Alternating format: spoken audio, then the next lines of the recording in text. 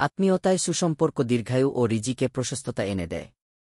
আনাস ইবনু মালিক রাদিয়াল্লাহু আনহু বর্ণনা করেন যে, রাসূলুল্লাহ সাল্লাল্লাহু আলাইহি ওয়াসাল্লাম বলেছেন, যে ব্যক্তি তার জীবিকার প্রশস্ততা চায় ও দীর্ঘায়ু কামনা করে, সে যেন তার আত্মীয়দের সঙ্গে সদাচরণ করে। বুখারী হাদিস 5986, মুসলিম হাদিস 2557। সংক্ষিপ্ত ব্যাখ্যা: আত্মীয়তার সম্পর্ক রক্ষা, সিলাতুর রাহিম। সিলাতুর রাহিম বা আত্মীয়তার সম্পর্ক রক্ষা ইসলামে ফরজ। আত্মীয় স্বজনের সাথে ভালো ব্যবহার, আর্থিক সাহায্য, খোঁজখবর নেওয়া, সম্পর্ক ছিন্ন না করা, এসবই এর অন্তর্ভুক্ত। জীবিকার প্রশস্ততা: মহান আল্লাহ তাআলা প্রতিটি বান্দার রিজিক নির্ধারণ করেছেন। তবে আত্মীয়তার হক আদায় করলে আল্লাহ তার ওপর বিশেষ বরকত নাজিল করেন। ফলে রিজিক শুধু বৃদ্ধি নয়, বরং বরকতময় হয়ে ওঠে।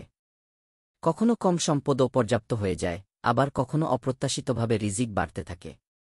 দীর্ঘায়ু: এখানে দীর্ঘায়ুর অর্থ নিয়ে আলেমরা দুটি ব্যাখ্যা দিয়েছেন। ১. বাস্তবিক আয়ু বৃদ্ধি, আল্লাহ চাইলে তার তাকদির অনুযায়ী কারো আয়ু লম্বা করে দেন। ২.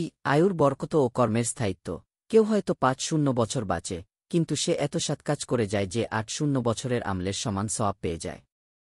আর আত্মীয়তার হক আদায়কারীর জন্যই আল্লাহ এ নিয়ামত দান করেন। ফলে তার জীবন কল্যাণকর ও অর্থবহ হয়। আত্মীয়তার সম্পর্ক রক্ষা কেন রিজিক ও আয়ুর সঙ্গে সম্পর্কিত? আত্মীয়তার সম্পর্ক রক্ষা করলে পরিবার ও সমাজে ঐক্য থাকে, দোয়া পাওয়া যায়, সহযোগিতা তৈরি হয়, যা জীবিকার প্রসারে সহায়ক। আত্মীয়তার হক আদায় করলে আল্লাহ বান্দার ওপর সন্তুষ্ট হন, আর তার রহমত ও বরকত আয়ু ও রিজিকে প্রকাশ পায়। আত্মীয়তার সম্পর্ক নষ্ট করলে দুনিয়ায় অশান্তি, রিজিকের সংকীর্ণতা ও জীবনে বরকতের অভাব দেখা দেয়।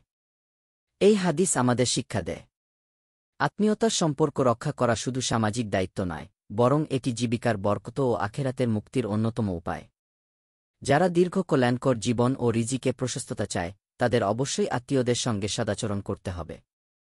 দিন প্রচারের উদ্দেশ্যে ভিডিওটি শেয়ার করুন। লাইক, কমেন্ট, ফলো এবং চ্যানেলটি সাবস্ক্রাইব করে পাশে থাকবেন। মহান আল্লাহ আপনাকে উত্তম যা দান করুক। আমিন।